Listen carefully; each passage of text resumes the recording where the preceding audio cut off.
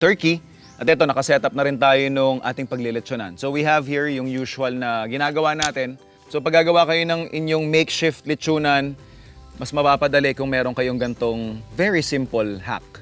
So yan yung pinipi nating lata. Diyan yung ipapatong yung ating kawayan or bakal, depende sa kung anong ang meron sa inyo. And then, mas madali nyo siyang maipipihit. Yung uling natin, nangangalit na rin. So mamaya, isi-spread na lang natin yan.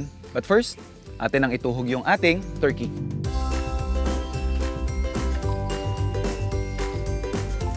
At this point, dahil nga ginamitan natin ng wet brining technique, hindi na natin to kailangang i-season or anything sa loob. Siguro, pinakadadagdag lang natin dito is yung parang stuffing lang sa loob.